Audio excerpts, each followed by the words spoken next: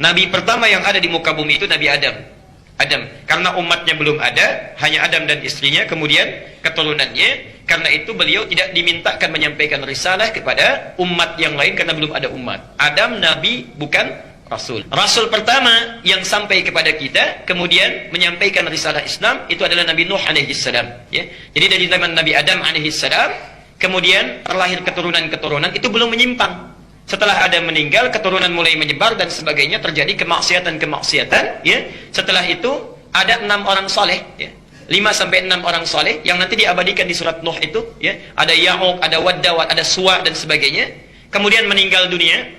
Orang soleh ini saat meninggal dunia dirindukan oleh masyarakatnya. Ya Allah, gitu kan?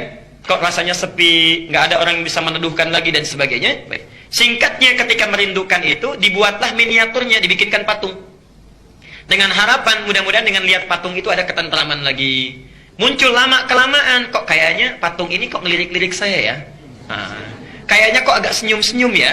Dikira roh orang soleh itu masuk lagi ke patung yang dimaksudkan. Mulailah kemudian diberikan sesembahan, diberikan makanan dan sebagainya. Itu terjadi pada awal masa Nabi Nuh alaihissalam. Dipilihlah Nabi Nuh kemudian diberikan risalah untuk menyebarkan dan menyebarkan nilai Islam, mengembalikan kepada agama yang benar seperti dibawa oleh Adam alaihissalam. Dari Nuh sampai Adam itu jaraknya luar biasa. Jangan dikira singkat. Kalau kita kan selalu menyampaikan Adam, Idris, Nuh kayaknya cuma 2 generasi. Ya. Panjang. Nuh alaihissalam bin Mihlail bin Matusyalah bin Kinan bin Anwas bin Tis bin Adam alaihissalam. Ya. Adam saja sudah 1000 tahun. Jadi kalau 5 generasi sampai ke Adam itu luar biasa cukup panjangnya. Nah, Nuh alaihissalam tidak selesai. Ya. Tidak selesai risalahnya. Karena masih ada orang yang ingkar, dibinasakan lewat banjir besar itu, ya. Kemudian tersisa beberapa generasinya. Generasi ini yang kemudian menyebar kembali. Tadinya generasinya baik, setelah Nuh wafat kemudian, sebagian keturunannya melakukan maksiat. Ya.